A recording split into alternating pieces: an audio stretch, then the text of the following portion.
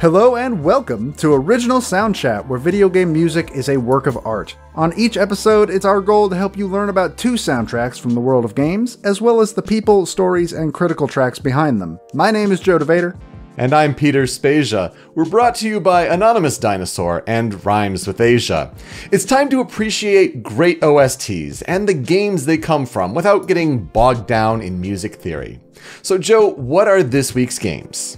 Well, our first game is 2006's Kingdom Hearts 2, where we're going to take a look at the second main installment of gaming's weirdest crossover franchise in celebration of the third installment finally hitting store shelves. Finally, indeed. Following that is 2018's God of War. After 5 years and all of the pressure involved to revitalize a prominent franchise, Bear McCreary used effective character themes to thread the father and son adventure. I think we gotta first kind of start and talk about why it is we're doing this show, though. Well, I came up with this idea, I want to say like 2 months ago, as sort of a combination of shows that we have both done in the past, yours being Tempo Control, which was a YouTube show that was about video game soundtracks and highlighting the top 10 of each soundtrack. And I did a show that was called RTM Radio, which was basically, I want to play music. Let's play music. And we're both big fans of game music. We are the only 2 people that I know personally that almost exclusively listen to game music. Yeah, for the most part. You catch, pop music every now and then here and there. But yeah, game music is a big part of certainly our daily listens, what we have on our phones, what we listen to at work. It's just kind of part of our life. And every week as new games come out, that means more composers have worked so tirelessly to kind of bring this aspect of games to life. And they don't really get the recognition they deserve. And I think that's also part of this. It's kind of, in a way, gushing about some of our favorite games, right? But in essence, really focusing on the music element, kind of giving the background of those composers. We want to talk about like 5 critical tracks from the game soundtrack. It's not necessarily like, oh, these are the best songs or my favorite songs, though it certainly could be some of those. But to kind of, in a way, teach you about the game soundtrack in a way like, these are the 5 songs from that soundtrack that you need to listen to. And so it's kind of just a blending of that, and we're trying to bring a game each and every week from our different perspectives. They could be from games that, not necessarily we have both played. You're going to bring a game necessarily that you have played extensively, but I've never touched or never heard of. So this is like a new listen to me, right? And vice versa. So it's kind of, in a way, teaching each other, or they could be games that we can both contribute on. But yeah, it's just that background of the game and its development and the composer, but also those critical tracks from the soundtrack. Yeah, and I definitely agree that one of the main things is that composers sort of get left in the dust when it comes to video games, because a lot of people, just in the general public, you'd be surprised how many people still think that when you say video game music, you just mean the beat boops of the NES. And it's not that anymore. It can be that, obviously. Mm-hmm. Video game music can be literally anything, but video game music can be literally anything. And so it's a very interesting topic, and one that I know we both really believe in. Yeah, absolutely. I'm looking forward to doing this show for sure. I think it's going to be a lot of fun. I'm very excited. So why don't we jump into the first game? Let's, absolutely. This game is my favorite game of all time. It was your suggestion that we do this to start, because the hope is that this is coming out the day that Kingdom Hearts 3 comes out.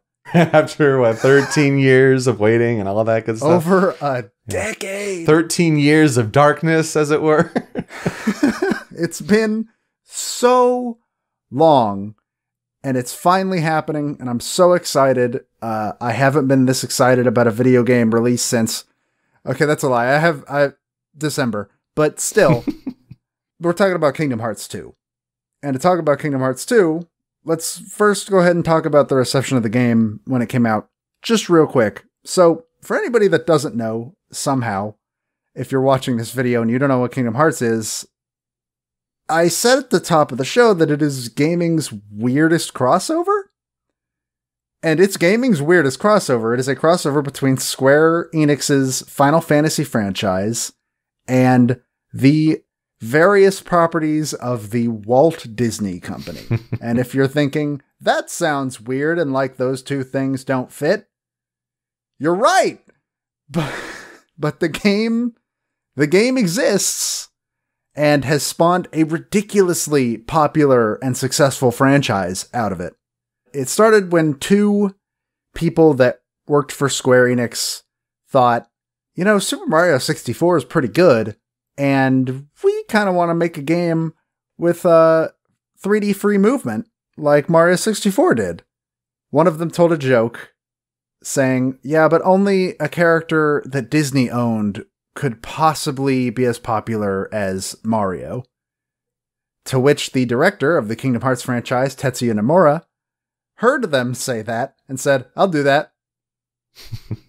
And of course, then the famous story is that after that, there was a chance meeting between Hashimoto of Square Enix and a Disney executive in an elevator where it was brought up just casually of, what if we worked together on a game? And from there, Kingdom Hearts was born.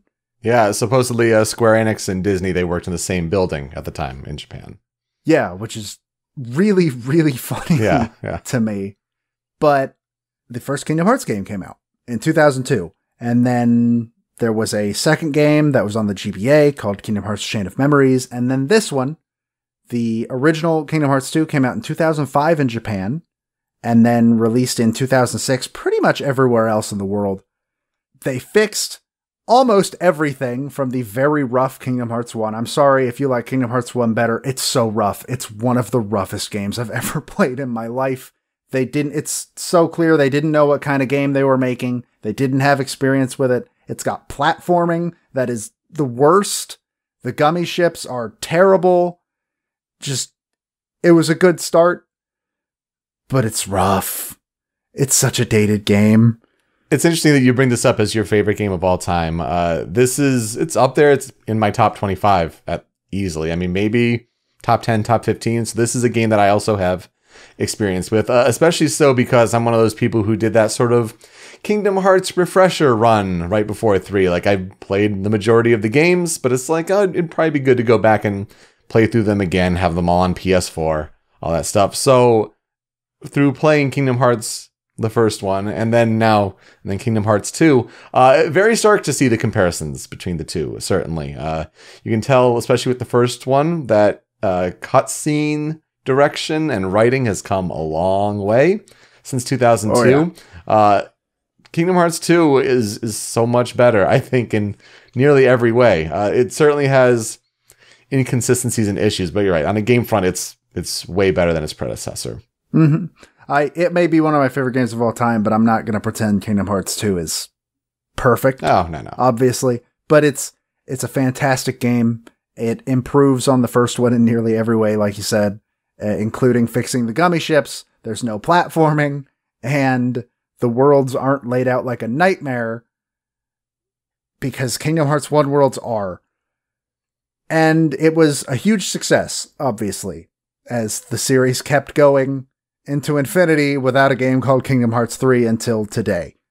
All of the music for Kingdom Hearts was done by Yoko Shimomura, and she is my favorite composer of all time, in video games at least. She's a legend. She's incredible, and I got to do a little bit of digging into her personal history and her work history in this, which I didn't know a lot of. I say she's my favorite composer, but like, even when somebody's your favorite blank, you don't necessarily go delve into their history or anything. So let's talk about Yoko Shimomura. She was born in the Hyogo Prefecture in Japan on October 19th, 1967. And she knew pretty early that she wanted to do music. So she went to college for piano, and her original plan was to be a piano teacher. But she didn't actually want to be a piano teacher. That's just kind of what she had assumed she was probably going to do. Upon graduation, she noticed that Capcom happened to be putting up job offers at the university that she was graduating from. And she thought, I like video games. I think I'd like to try that. And she applied to Capcom, much to her parents' dismay, who were kind of mad that she had, in their eyes, wasted their tuition money, the tuition they had paid, to go into what they saw as a less than honorable profession. Video game composers were not paid very well back then. They weren't really considered all that important as figures, and her parents just didn't really like the idea of her going to do games, but she wanted to do them. And so she got hired by Capcom, and her first game that she did completely by herself that we would have heard in the West was, and I swear I am not making this up, Adventures in the Magic Kingdom, an NES game based on the various attractions at Walt Disney theme parks. It was meant to be. It was fate. This was, I could not stop laughing upon learning this. This is such an interesting little coincidental thing. I love it. This is such a cool fact, and I'm glad I know it now. Of course, for all of her work at Capcom, she is most famous for doing the original soundtrack of Street Fighter II. Yep. Which is a historically significant game in its own right, and one that will probably be brought up at some point on this show. Sure. But it's a really cool soundtrack, and she even has bits where she was like, yeah, Balrog, which I believe in this case would be Bison for us. Vega. Or it'd be Vega. Vega. It would be Vega for us. I believe she said she wrote that in 20 minutes, which was an interesting thing to say, but also, like, I think that's a very good fact to give you an idea of how talented Yoko Shimomura is. It's natural. Yeah. It doesn't take just anybody 20 minutes to write a song, especially one that is still used in games today. But, she didn't want to work on arcade games like that. She wanted to work on RPGs. That's why she got into the industry in the first place. She wanted to work on big RPGs, but Capcom basically kept her locked in the arcade area of the studio. And then she learned that Capcom was actually making an RPG, being Breath of Fire, which was going to be their answer to the wild success of Dragon Quest and Final Fantasy. Mm-hmm. And she wanted in on that, but they wouldn't let her. She got to write one song for the game, and that's it. She wrote Trade City.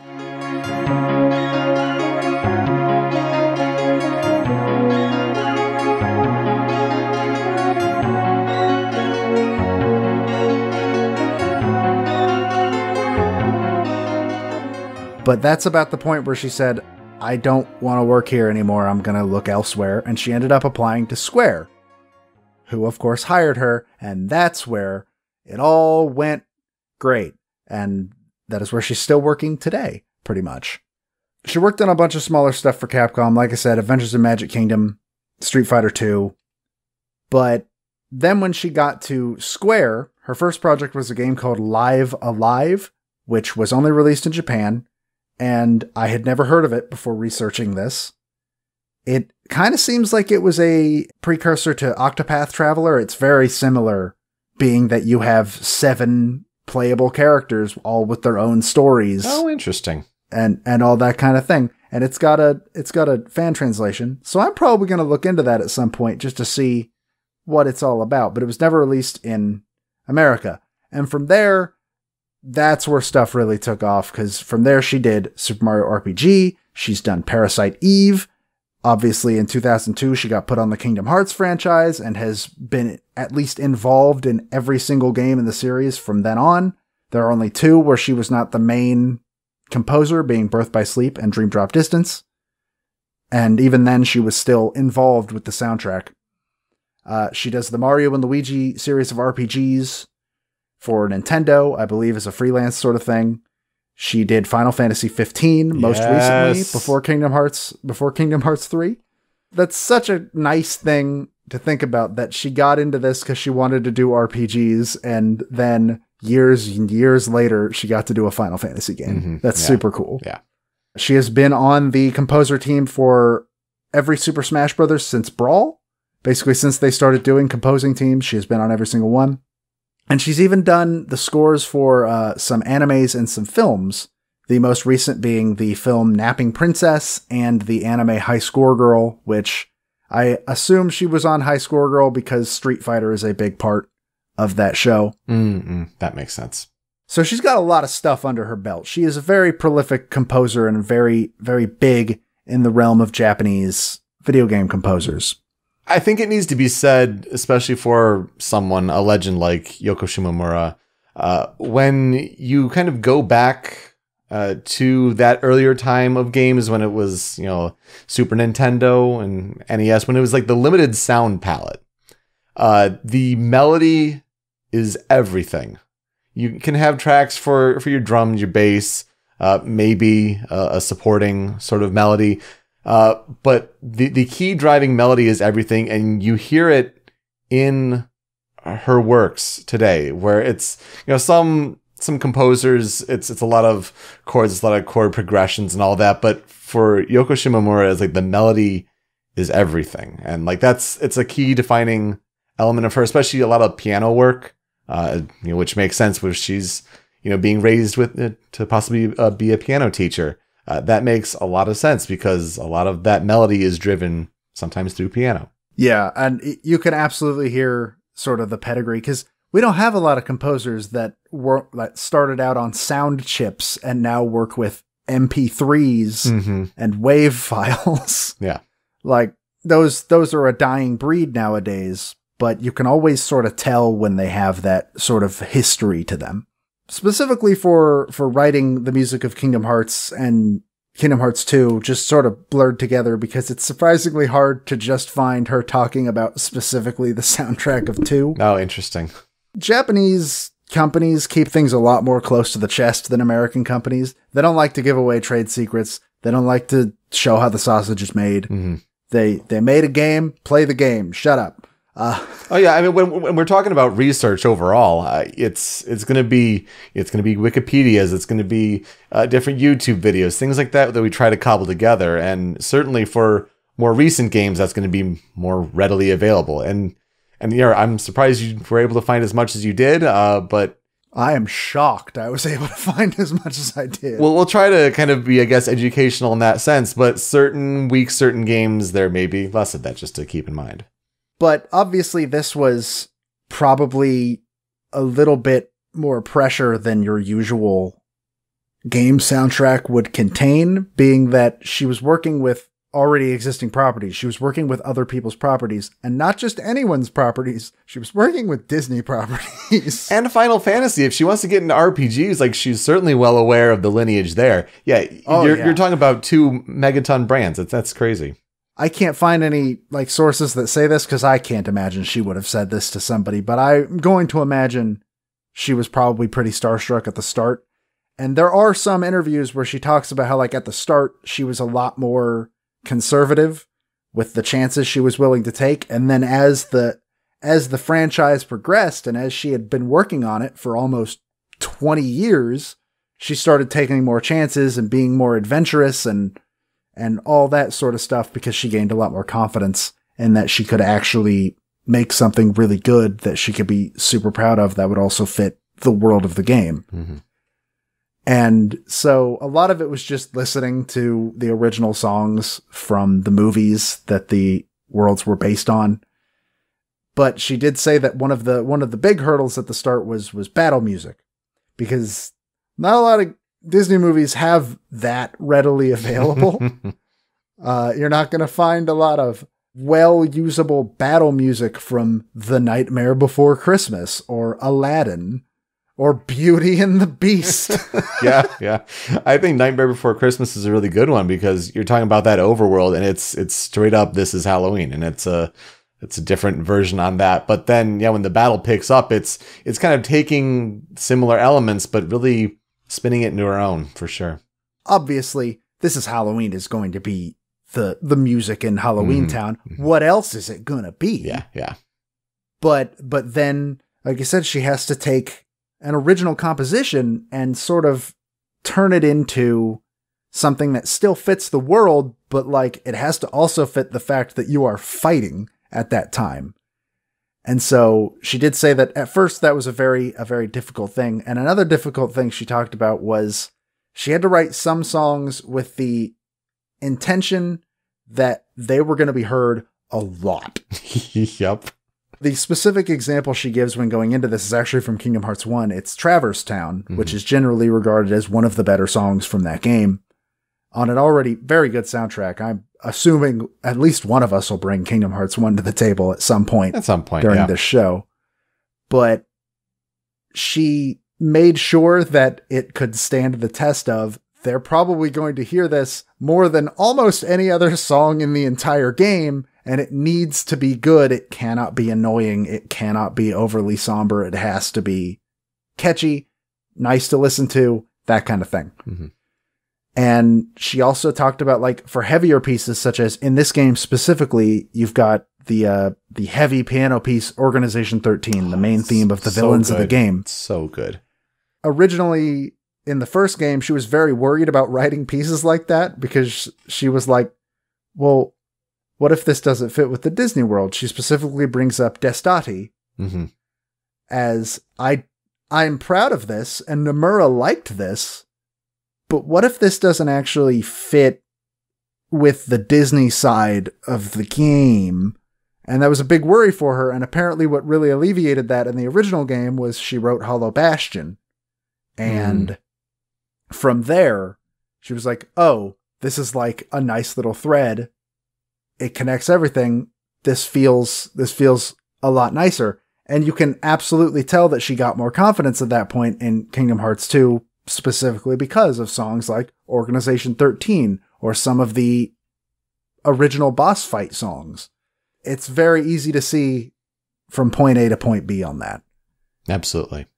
So that's really all the background I have on the game. So I guess I'm going to jump into 5 critical tracks. One thing I do want to bring up before I get into these, I specifically focused on songs originating from Kingdom Hearts 2. So before you blow up my inbox saying, where's Dearly Beloved? What about Destati? Those are from Kingdom Hearts 1. And I imagine if one of us brings that to the table at some point, Dearly Beloved's gonna be on that list. Oh, yeah, of course. But it's from Kingdom Hearts 1, and I wanted to focus on stuff that was specific to this game. I hope that makes sense. It's a good point. So, at first, my intention was, I'm going to make this about Yoko Shimomura and only Yoko Shimomura, and I'm not going to include anything else. I'm sorry. I'm not going to do it. And then I fought with myself for like a week, and then woke up a couple of nights ago and said, I can't. You can't talk about Kingdom Hearts and not talk about Utada Hikaru. It's not allowed. Mm-hmm. So, the first song is Passion/Sanctuary, which is the opening song of Kingdom Hearts 2.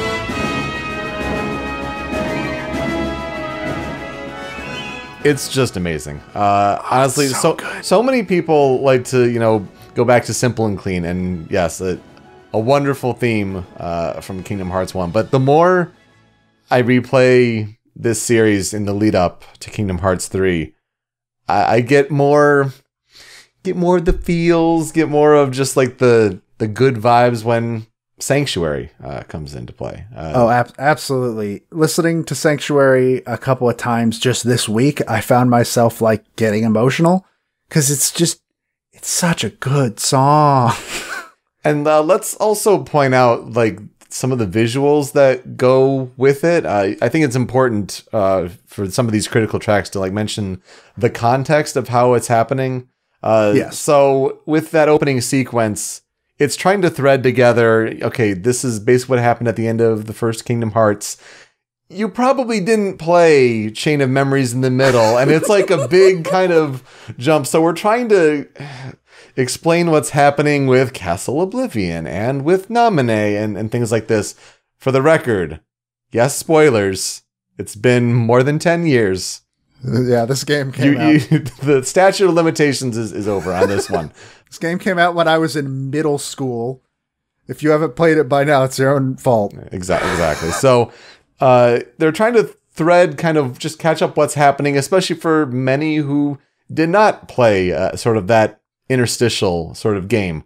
So when certain things happen, when Naminé or Kairi mouthing along with the song like Angels in Flight, it's like it's one of those like weird sort of like it gives you chills moments, because like it doesn't always happen when you get an opening song of an anime or something like that, and like the characters are aware of it. I don't know.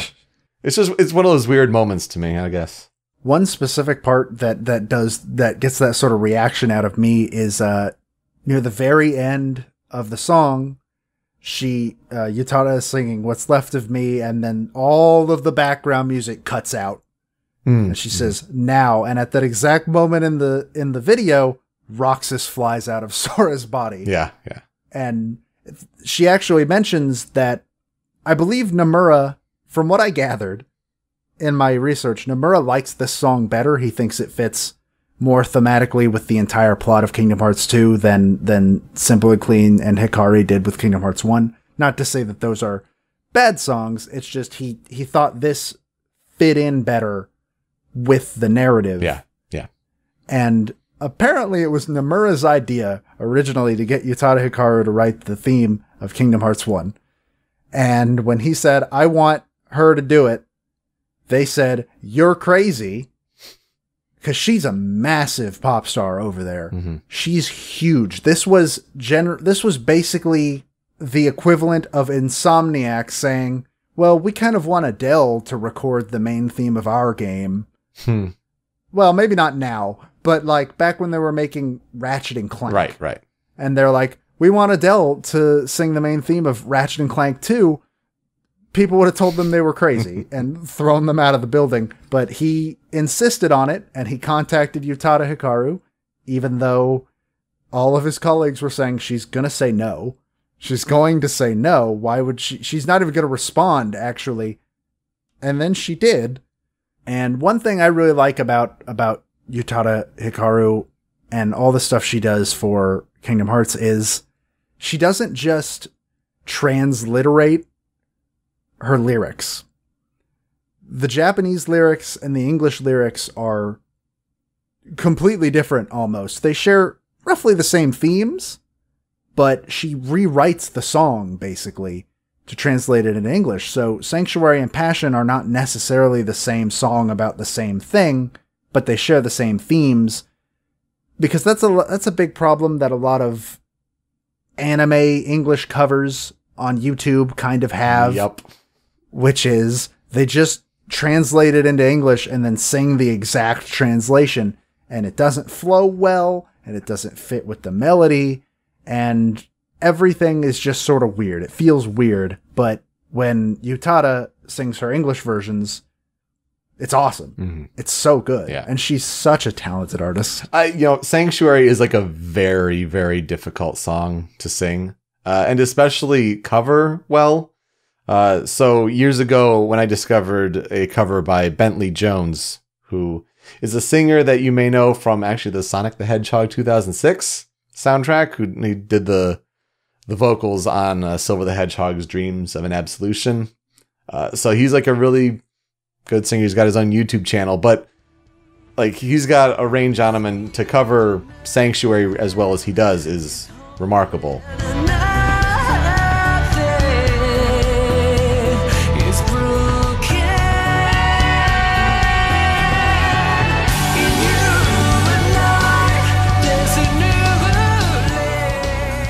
But it's a very difficult song, and she is exceptionally talented for sure.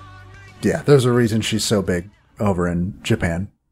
Number 2, I've got Lazy Afternoons. Mm-hmm.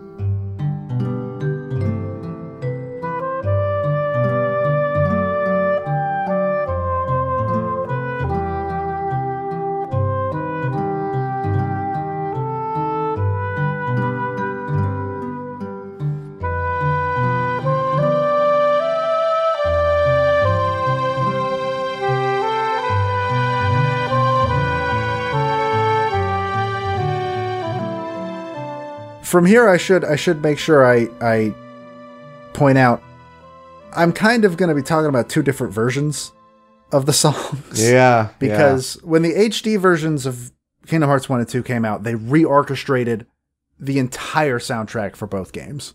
Well, yeah, I mean, the original ones are very MIDI based, and you can tell 100%. It's, from an era when that was acceptable. And maybe these updated ones are still MIDI based in a way, but the instruments and how they've been digitized and computerized and all that, the instruments sound a lot more realistic. So I'm sure some songs may have been recorded with full orchestration and full orchestras, but the MIDI sort of essentially the DNA is still there. It's just the technology has gotten much better over time. Yeah. So Lazy Afternoons I specifically picked because, first off, it's a gorgeous piece. It's very relaxing. It's very melancholy. But Yoko Shimomura herself actually references it in an interview when somebody asks, well, do you have any stories you like about composing for Kingdom Hearts 2 or Kingdom Hearts in general? And she pointed this one out, saying, whenever I made something, Nomura he wouldn't give me the final stamp of approval. It wasn't what he was looking for yet. He wanted more melancholy. He wanted more sort of sadness and more relaxing. And I just couldn't get something good. So she says she went home for the weekend and just sort of sat on her porch and stared at the sunset for a couple hours and then wrote this piece. I mean, it's about summer vacation coming to an end. It's wistful in a way. It's extremely, it's like oozing wistfulness.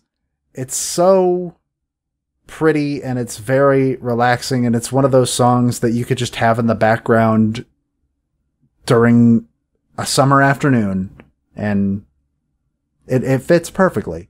And it's such an important track too, because you're spending a few hours in that beginning section of the game. Some people say it's one of the worst opening sections of a game, whatever. It isn't ideal. You're not diving into the action, but it's super. It ain't great. It's super important to set up the characters and all that. Yeah, 100%. And I agree with you that it's not as bad as people make it out to be, but I can't blame people for bouncing off of it. Just go do the job where you're knocking the barrels into each other. Just do that job. It's easy to rack up the money. You'll get that over quickly. Let me save your lives, viewers.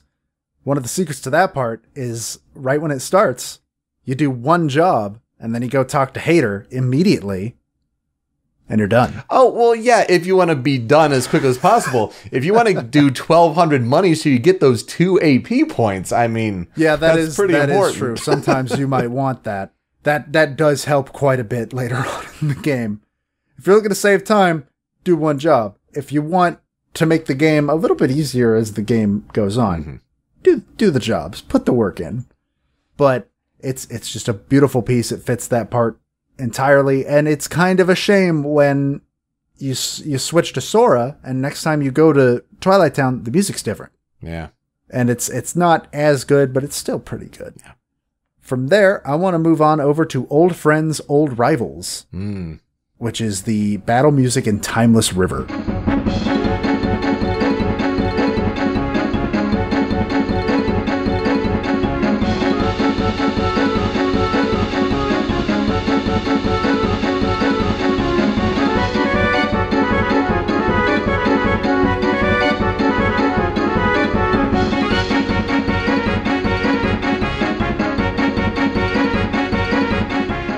Which is my personal favorite battle music in the whole game.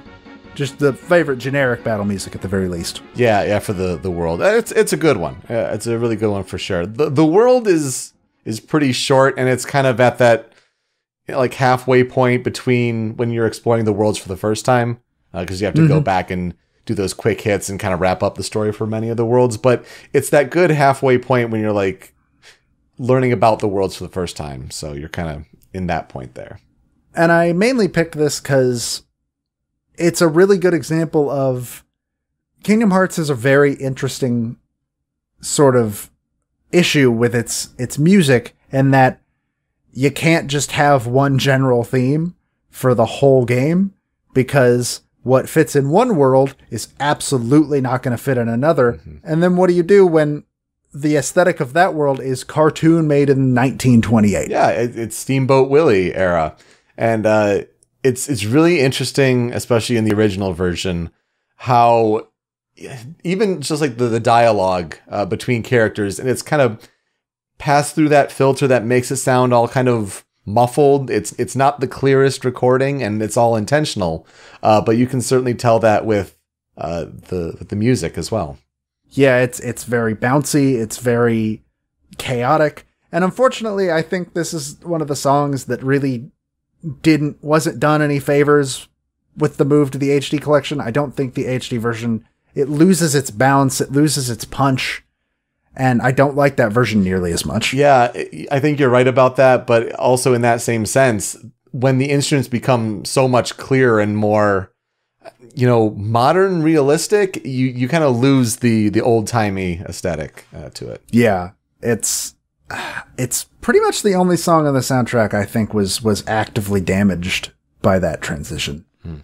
Next that I wanted to give highlight to is The Home of Dragons. Not necessarily because I think it's one of the better songs on the soundtrack.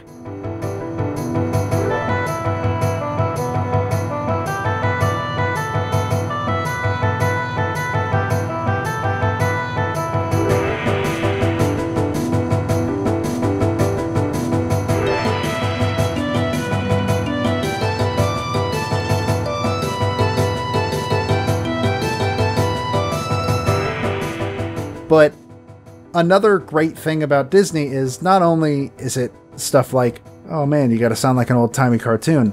One of the things that Disney has been trying to do basically since 79 is they try to pull from as many cultures as they can. They've made it a goal to sort of have one story based on every culture on Earth, basically, if they can. And so that gave Shimomura this really cool opportunity to be able to mess with other cultures' sort of instruments. And I think Home of Dragons is a very cool example of that. Obviously, it's the background music of Land of Dragons. God, they should have just named both of those things the same thing. It's the Mulan world. Yeah, it's the world based on Mulan, which of course takes place in China. So she got to use all these Chinese instruments, and especially in the HD version, it really stands out. Yes. But it's just such a cool piece, and it sounds like China, and it fits everything perfectly. And at the same time, it's again another case of like the melody drives everything.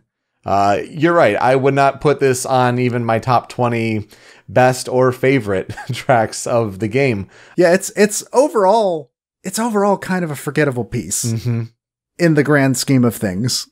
But it is super important to show the diversity of the instruments used and the consideration when you're talking about the range of what the soundtrack offers. Like, it is important to include. This game includes worlds that take place in fictional Arabia. They take place in a world based entirely on Halloween, on the savannah. So it's just really cool to hear. It's not a soundtrack like you're going to get many other places. And the last song I want to highlight is The 13th Struggle.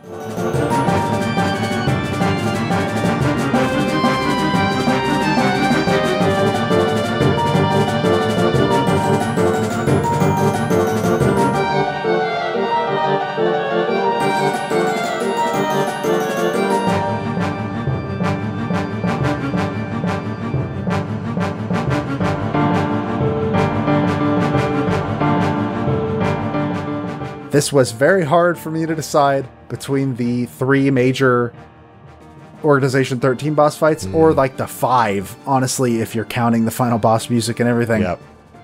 But I think this one has the most emotional context to it.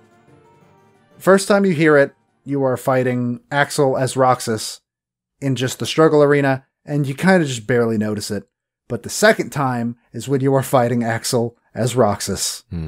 In the middle of this big ring of fire in a lab at the bottom of the mansion, and you have your 2 Keyblades, and it's become obvious that these 2 characters are actually friends with a big emotional history to them, and suddenly, like, especially when that piano part hits. Oh, yeah. it just punches you right in the gut. And this is the best of the three when it comes to an emotional context. Unfortunately, that kind of gets muddled because it's used in the Luxord fight for reasons I still don't get. I assume it's just because they thought you wouldn't want to hear 13th Dilemma 3 times in rapid succession, but still. This is the definitive, I think, track of newer songs that started in Kingdom Hearts 2. There are some songs that I think are just they're better, but when you play this song, like everyone's just like, yep, that's Kingdom Hearts 2 to like a T, like bar none. Oh yeah, the scenes that it is in outside of fighting Luxord are just they're all really good, and they all have a lot of like weight to them, more so than a lot of other fights in the game.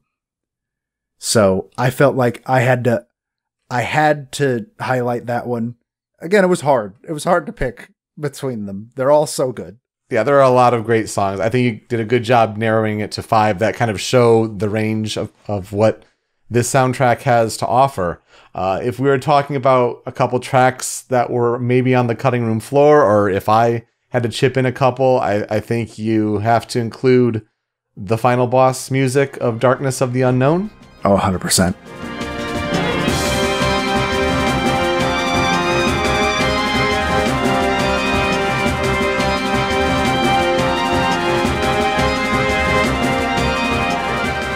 Just, the range of how it builds and grows through the different stages, and the violin melody just to near the end. It is definitive Xemnas battle music. It carries on to future iterations. Like that's in a way like his battle theme in a way. It's very good in that sense. And much like, Hollow Bastion was a terrific sort of final world song for the original Kingdom Hearts, Sacred Moon for the world that never was is just terrific.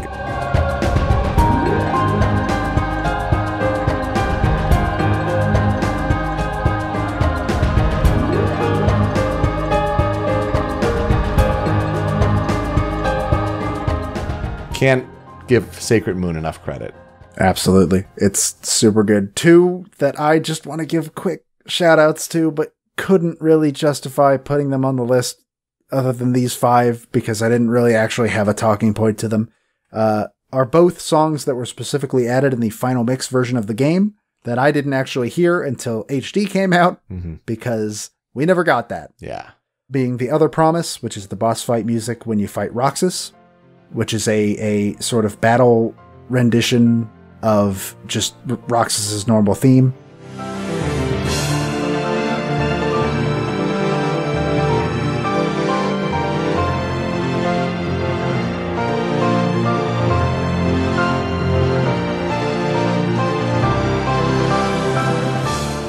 Yeah, and it's so good. It's such a key moment, and it's one of those boss battles where people are like, how was this not in the original? Like, it's this key showdown, and you go right to a cutscene. So, like, to have this slow piano theme that, as you said, he takes right off of Roxas's theme for, like, this super intense battle, it's super important. And also, the 13th Reflection, because I love piano pieces, especially fast, intense piano pieces, and that song is incredible.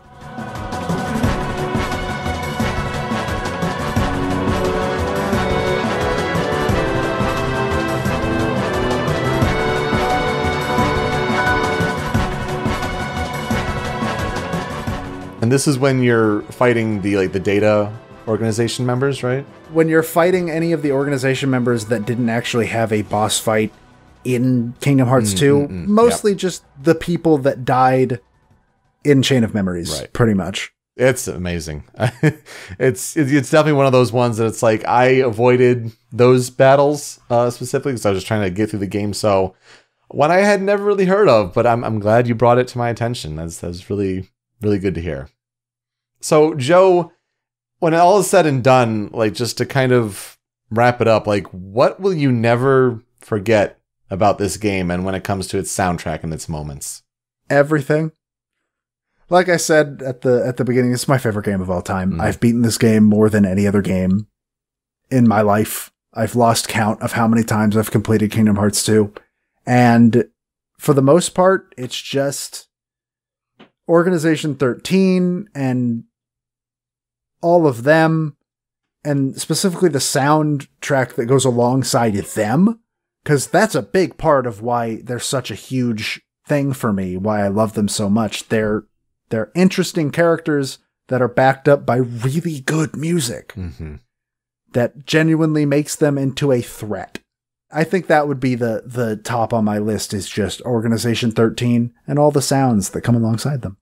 Yeah, Organization 13 is definitely a big element, especially if you never experience Chain of Memories. Like, you go from the original Kingdom Hearts to this game where, like, the organization is a huge deal, and Organization 13 plays a role throughout the rest of the series. Obviously, you're adding more characters. Certain moments, like, you know, the 1,000 Heartless section, that's one of those moments where, like, you got to make the separate save file just to go back to that. And the music that goes along with that is really important. But you're right. I think Organization 13 and their themes, we talked about their main theme with the slow piano. I think it's such a definitive, defining factor to them. Yeah, I think for me, it's just, this is where the series gets especially convoluted, some people say. And like, if you're not engaged, like, you will get lost. But it's one of those ones where, like, if you find yourself invested in the characters and what all the different motivations are, like, it makes it one of those defining world building narratives. I mean, people dream about, like, now the cinematic universes and all that, and Kingdom Hearts is one of those game universes that threads and builds their narrative so well. I would agree with that. It's one of my favorite fictional universes just in general. Mm-hmm.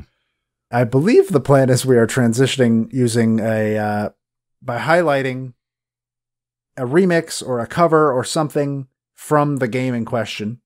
And for mine, I had to pick, I first learned about it on OC Remix. It is by Uboichi.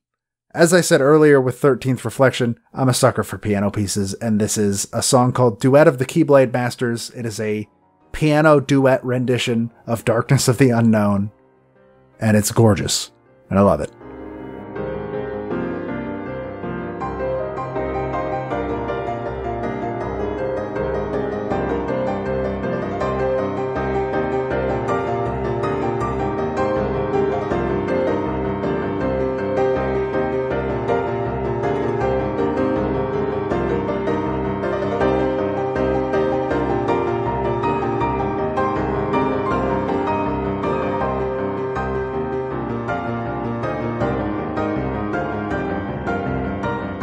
So you're up. So I am up here for our second game today. I'd like to talk about 2018's God of War. Now we're within the 1 year mark of this game coming out on April 20th of 2018, and so no spoilers in this one. And I think it's also because of how much you've played the game, Joe. I've played, I want to say maybe 4 or 5 hours of it. I could probably tell you exactly something to do with Dark Elves. That's as far as I've made it. Yeah, okay, so you're in Alfheim. That makes sense. It's kind of an extended sort of intro tutorial sequence in a way. So it's like once you get past that and you're kind of on your way a little bit, but yeah, you're still in the very early times. Sorry. So I'll be sort of vague and cryptic in a way, but also reference things that people who have beaten the game will be very familiar with. So it's, of course, we'll talk about the reception of the game then versus now, and there isn't much then versus now. It's kind of all now in a way with 2018's God of War. But it's important to talk about sort of the history with the God of War franchise and Santa Monica Studio in particular, because God of War was one of the tentpole franchises on PlayStation 2. Kratos, you could say in a way, was the icon for the PlayStation brand at the time, with 2005's God of War, and you had 2007's God of War 2. 10 was 3, and you had some of the PSP titles in there, and Ghost of Sparta, Chains of Olympus, all that stuff. But God of War was a very it's a epic franchise at the time. But when you started rolling around to 2012's God of War Ascension, players were starting to feel the burnout. Kratos was starting to become a very one-note character. It was all about rage, and there's some character development, but there's not much of an arc. There's not much in terms of growth. And so when God of War Ascension didn't do as well as Santa Monica liked, they thought, well, maybe we'll go on to a project of our own. We'll make our own new IP. And it was supposed to be some sort of sci-fi game that ended up getting canceled. And Santa Monica's sort of just in this standstill. And this is one of PlayStation's sort of big tentpole studios that is just kind of spinning their wheels. And so this is where we have to talk about Cory Barlog, who started as lead animator on the first God of War, so gets in on the ground running, very familiar with the franchise, is elevated to game director of God of War 2. And he actually starts in the first 8 months as game director on God of War 3. He also had a big writing credit in God of War 2. He won a BAFTA for it. So between animation and creative direction and writing, kind of was very well familiar with God of War, but also well acclaimed.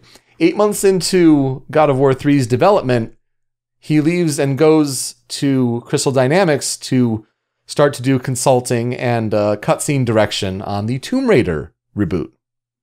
And so when you kind of get the sense of taking a franchise and helping craft its sort of cinematic and story narrative direction in that sense, and Tomb Raider, a very, very good reboot in that sense, he leaves and finishes that project and is coming back in a way like the prodigal son. Like, there wasn't any bad blood, of course, when he left, but Santa Monica's in this really tough position, and coming back in 2013 to say, all right, we're going to do a new God of War project, but in a sense to tear a lot of stuff down, but like keep the essentials of what God of War is, but look at where games are now, what games can be. He had a son, which, becoming a father obviously greatly shaped the direction of this game narratively. So to be creative director on this game just took so much Herculean effort. It was a 5-year project. From then its reveal at E3 2016 and how well it was received, and we'll talk about that in a little bit, but it was last year's Game of the Year at the Game Awards. So all of that effort to where was God of War to Cory and his team coming in and just making this masterclass of a game. Also, if you're really interested in looking at all of the behind the scenes stuff, Cory Barlog is the coolest. He is just a great person to hear talk and give his opinions and kind of give all of that insight. But whether it's going on the media tour after God of War release and to do all these different spoiler cast sort of interviews and podcasts with different outlets, he's just a fascinating, wonderful individual. I don't think enough people give him enough credit. And 2018 was his year. Like, he's now kind of, with this game, elevated himself up to that kind of auteur status. I want everybody to know, I need everybody to know that the words Cory Barlog is the coolest is word for word in the outline. Absolutely. I was going to add MFer in there because he's just, he's that fantastic. Really though, if he's becoming this kind of auteur in a way with the Kojimas of the world, with the Todd Howards of the world, when the one name like defines the sort of credibility with a certain franchise or a studio, like it's becoming that with God of War. So there's a lot of conflict and drama and hard work, but ultimately well rewarded when it comes to the game's background. When it comes to the composer of Bear McCreary, this is someone who has a lot of experience in television composition, in film composition, and like this is the first megaton game project. He's done game projects, don't get me wrong, but like this is putting him on the map where like, yes, this kind of composition can work for games. So Bear McCreary, born February 17th, 1979, in Fort Lauderdale, Florida, but did most of his formative years growing up in Bellingham, Washington. He's a classically trained pianist and a self-taught accordionist, according to Wikipedia. He graduated high school in 1997 and ultimately worked under the legendary film composer Elmer Bernstein, who's just done a wide variety of films there. So his discography, you probably know him best from his TV work with 2004's the newer series of Battlestar Galactica, currently with AMC's The Walking Dead, and you may also know him on Marvel's Agents of S.H.I.E.L.D. He's also done some Stars projects for that premium cable service, like Black Sails, Outlander. So these kinds of sort of TV projects, when it comes to films, 10 Cloverfield Lane and The Cloverfield Paradox recently. And I found it interesting that he's worked with James Rolfe on different projects. So he composed the music for Angry Video Game Nerd, the movie. I sort of did a double take upon reading that on the outline. That's weird and super interesting. Yeah, so it's just interesting, like a small world kind of things. But then for game projects, Dark Void was one, SOCOM 4, U.S. Navy SEALs, and Defiance, which that kind of has TV ties because Defiance was a sci-fi TV series here, for the Sci-Fi Channel here in the United States. That was trying to do like the whole TV series and game tie-in sort of thing. As far as like a AAA game, he did the composition for the Jack the Ripper DLC on Assassin's Creed Syndicate. But then to get this project for God of War, I also just, for this kind of research here, I wanted to give kudos to Sony Interactive Entertainment, to Santa Monica. Just the idea of a newer game with different things becoming more readily available, more willing to look into the behind-the-scenes work. There's a ton of behind-the-scenes featurettes on the game's development on YouTube, so check that out if this really interests you. But when it comes to the music and the composition for God of War, it starts with Bear McCreary meeting with music producers Peter Scaturo and Keith Leary, and they had all worked together on that SOCOM 4 project. So they called him in to discuss this secret Santa Monica project in 2014.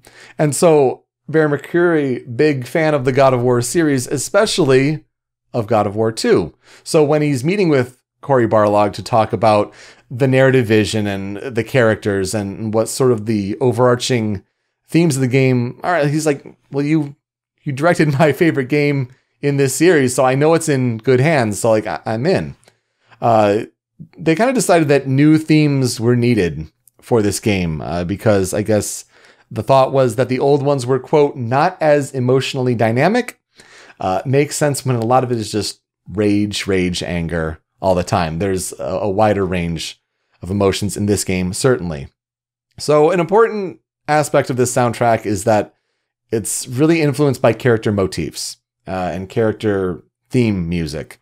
Apparently, the theme for The Mother was first written for the game, and it was intended actually to be the Kratos theme. But as it kind of got tested a little bit, it didn't seem to work that well, so it was shelved in order for something to be something rewritten that was kind of representing more age, wisdom, power, masculinity, these sort of characteristics that this version of Kratos represents.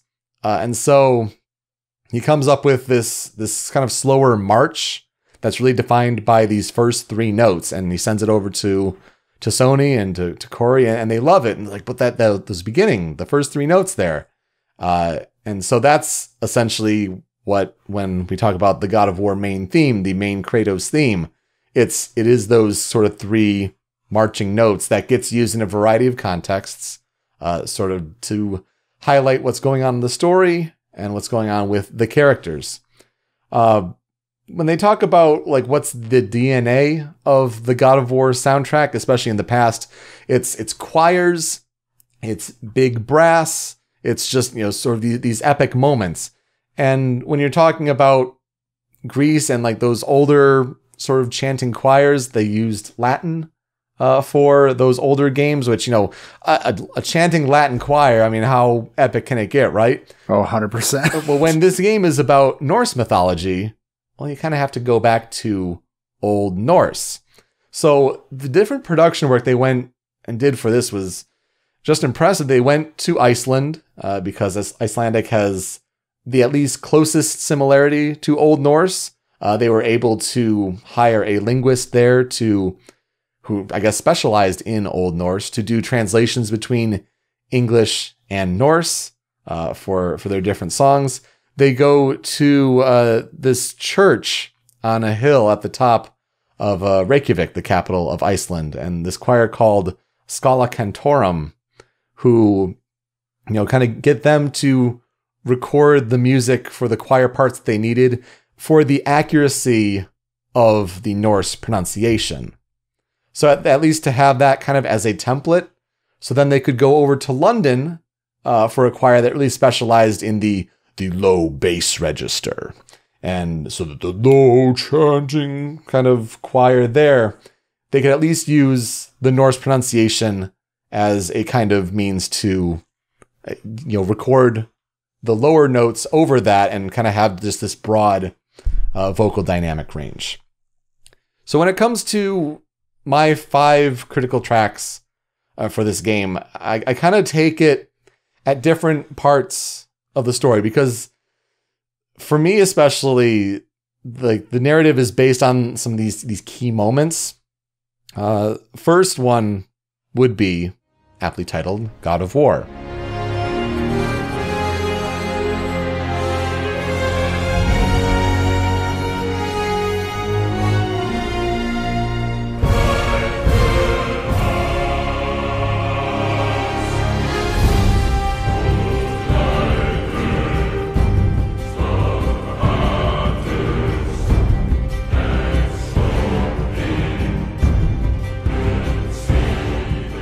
So this is that main Kratos theme with those 3 notes, and it's this was the song that when E3 2016 opened at Sony's press conference, and there's Bear McCreary with an orchestra, and that's how they're going to open their press conference, just to play this track in particular, and then it transitions into the live score being played under the reveal of God of War.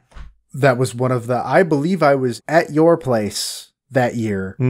I believe we were sitting in your basement watching it on a big screen. That was one of the coolest openings to an E3 press conference there has ever been. It's up there. And it's a lot of people were just kind of saying at the time, like, oh, what could this be? And if you really think about it, it's like, this is God of War. Not only were, the God of War sort of rumblings happening before the press conference and will it be revealed here, but it just had that feel, and to have it go into that demo and it showed super well.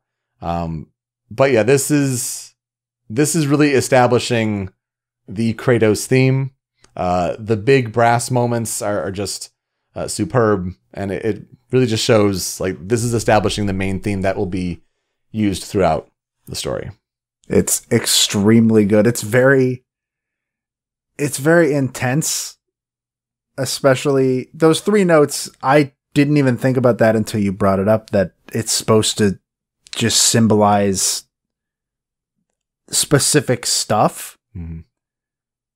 But it makes a lot of sense when you really think about it. And obviously, I don't know Norse, so I don't know what the lyrics are saying. Right.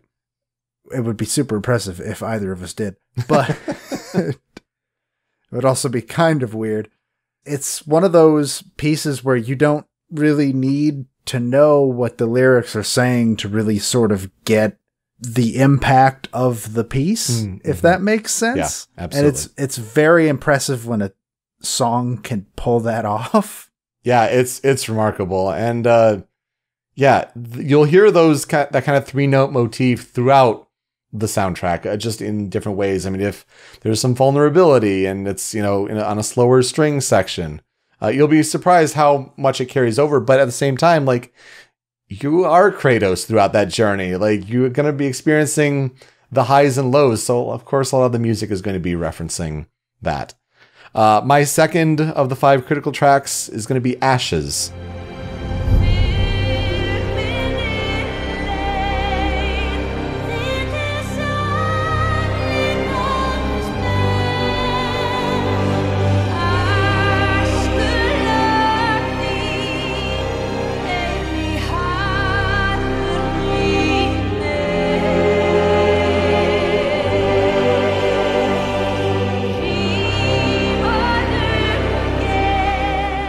I think as far as the narrative goes, this is the earliest use of what is the mother theme. So back to that story of the mother theme, like it ends up getting used for the character of, Kratos' wife, his late wife, and Atreus's mother. So that's where it's the mother theme essentially. But this one in particular, I wanted to point out because, the game essentially opens at the mother's funeral. And so about halfway through this piece is where this powerful female vocal section comes in.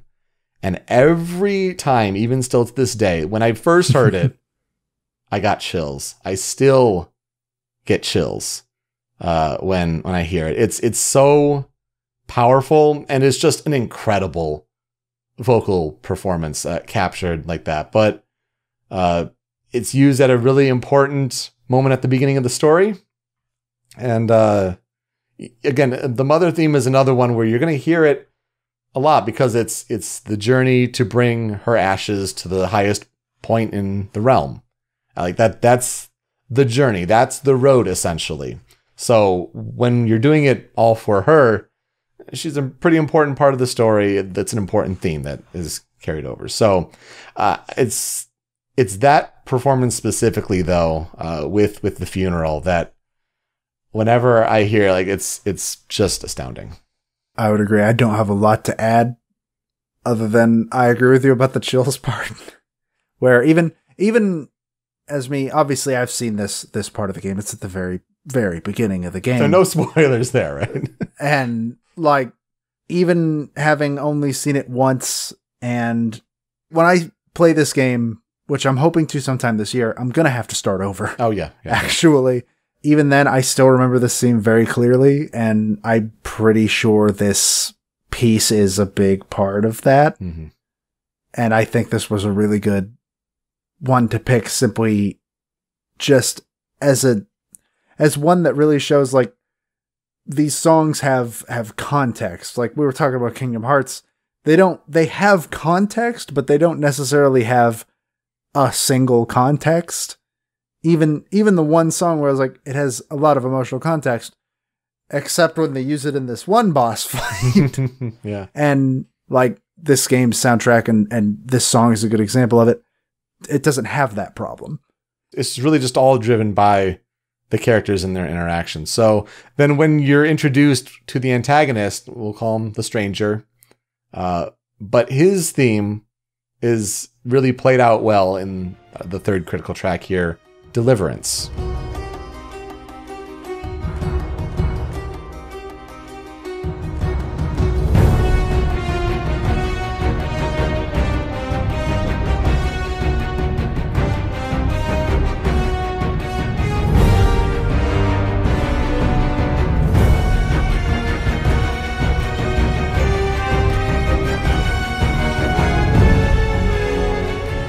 It's a weird name for that track. Yeah, it is a little weird. But in a way, it makes sense when you come full circle here. This track in particular, you have this sort of boss battle multiple times throughout the story. And this is like building sort of on the degrees of how the stakes get ramped up. So it's the different stages in a way, if you will. Another epic moment where you really hear the 3 notes come in, and that's for a specific reason. Oh yeah, that part specifically stood out to me super hard when I listened to it. Yeah, and it's really tied into a specific moment of something that happens to you in that battle. So it all means everything, but like the plucking of the strings for the oscillating melody at the beginning, And then just the pounding brass. It's a really just bombastic boss battle theme and really represents the stranger very well. I figured I'd be fighting him multiple times because I've seen him again, obviously. That fight is awesome. That first one? Absolutely. Yeah. And the music is, of course, a big part of it. But like pretty much everything about that fight, from the fact that it is basically a DBZ fight almost, to, or I guess more like it's like something you'd see if Man of Steel was a well-directed movie. That's the kind of fight you would see. And so this really sort of intense, quick-moving fight theme adds to that. And like I said, the recurrence of those 3 notes is just a really striking part. Especially, I'm assuming I'll find it more striking when I've played further into the game. Yeah. But specifically, yeah, no, this is really good. It is just excellent for sure. My 4th critical track, I'm going to go with Echoes of an Old Life.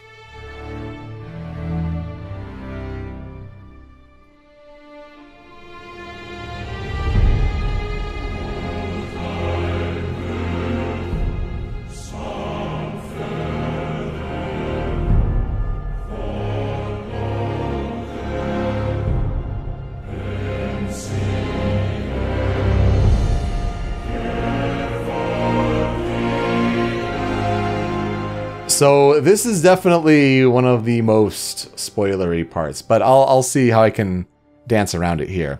This kind of takes place at the midpoint of the game, and it's a key turning point in the adventure. So there's a lot of pensive brooding in this track, and so it kind of shows you the range. It's not all big, loud brass and bombastic. There are definitely quiet moments, and it's very deliberate. There's a part with this really, in a way, it's like a haunting choir with multiple lower voices, and it's, I gotta be careful here. Like that, when this comes in, when that choir bit comes in, there was no moment in games last year in 2018 for me that was better. That was my, if I had to give an award winner for moment of the year in a game, it's that at that midway point in God of War. And so it's really the whole sequence, but it's when that chorus comes in. So in a way, like a lot of these are kind of just showing like the range of the different character motifs and how they're implemented, but also at just key moments here in the story to kind of highlight what's happening in the score. And so this may not be the most, iconic sort of moment as far as just on score alone, but when you combine it with what's happening narratively, it is just excellent. Unfortunately, I don't have a lot to add because I haven't seen this part, but if Kingdom Hearts 3 wasn't out, I would probably be picking this game up probably right after we record. You're making a good case for it. I'm going to be real. Well, good. I'm glad. I'm going to keep pressing on it because, yeah, this was my game of the year outside of Super Smash Brothers. I mean, I did a Smash Brothers podcast. There's a whole host of reasons there. But outside of that, like, this was my game of the year last year. And it was really, really powerful. So I hope it encourages everyone. And again, if you played the game, you know exactly what I'm talking about. When you get to this moment, Joe, you're going to know exactly what I'm referring to. So like, alrighty. It's that kind of powerful sort of moment. My 5th critical track is The Summit.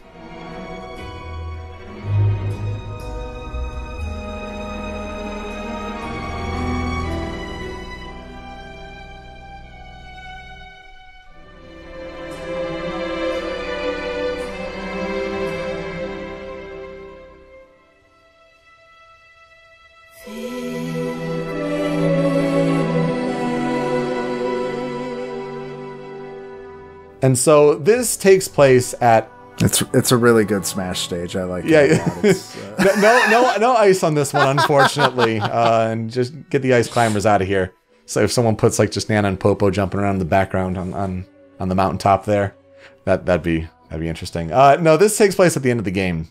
And so it's most interesting, I think, to hear the return of specifically the mother theme here.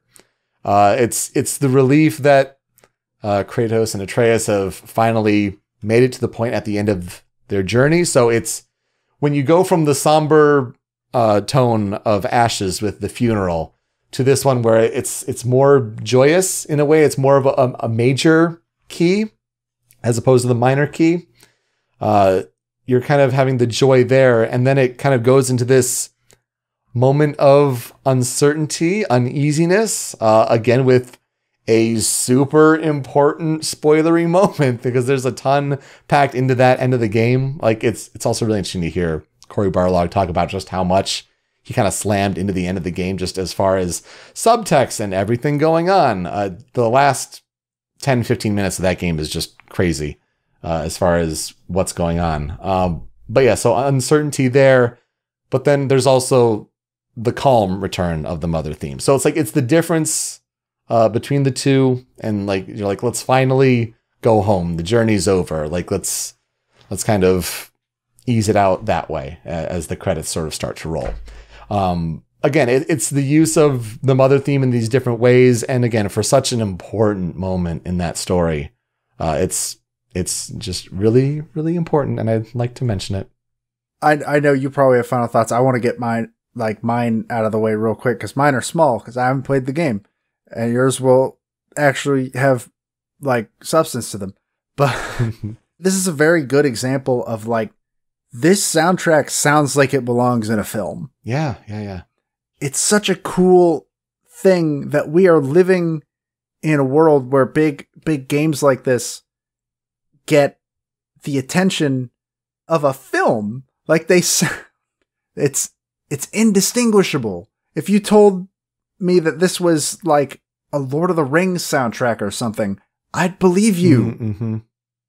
And it's just super cool that we've come from the beat boops of old to this. Yes. It's a really good way to kind of justify the medium of video game music, that you have this kind of power. And that's the kind of thing that we want to promote on this show. A couple tracks I had on the cutting room floor. I think for me, it was clearly these 5. There wasn't much deliberation there, but another use of the Mother theme is the track Memories of Mother.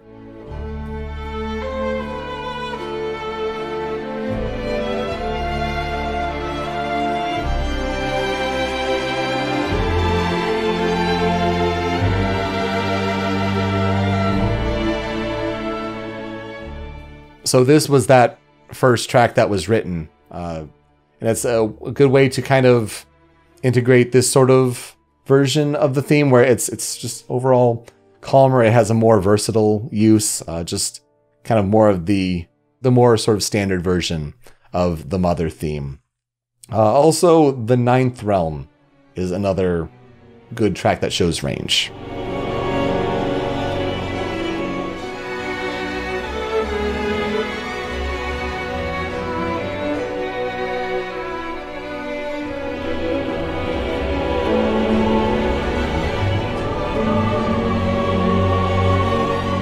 And this actually takes place right before the summit because there, believe it or not, are a lot of big revelations in this track as well. But it's also, there's this big sort of like triumphant freeing sort of moment. And it's a lot of sort of the burdens of the journey being lifted. And so you can really tell through that sort of relief in a sense that you get while listening to that part of the track. So, gosh, I mean, I'd want to throw epilogue in on there, but it's a really short one. But there's the very, very last scene in that game is just really, really big music hit there.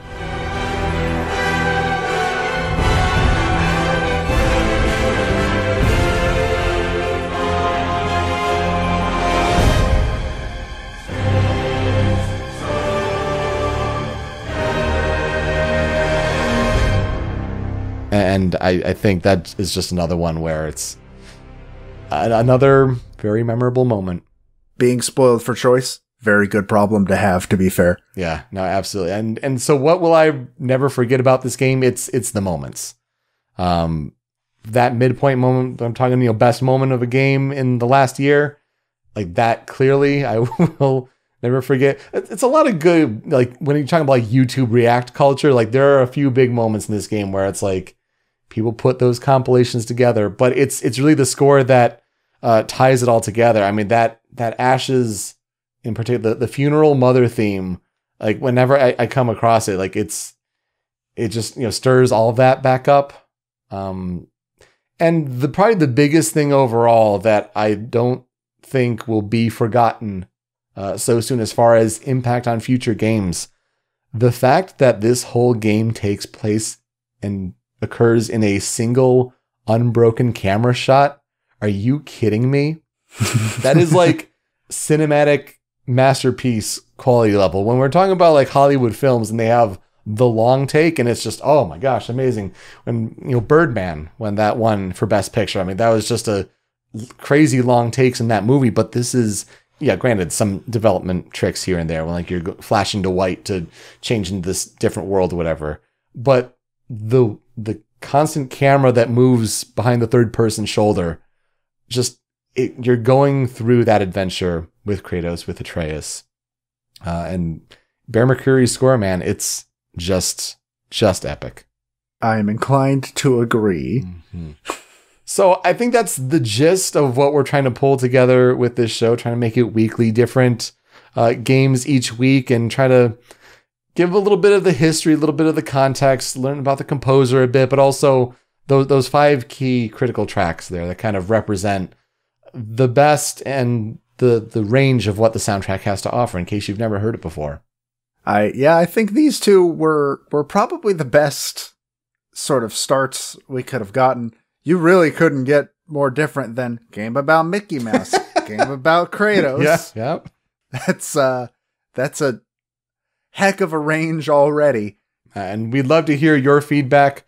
We're on social media at Soundchat OST. That's interesting when we're talking about like naming the show with original sound chat.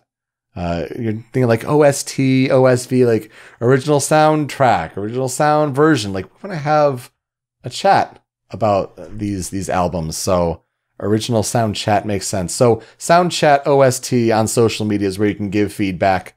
My website is over at anonymousdinosaur.com, where you can also find 2 other shows that I host.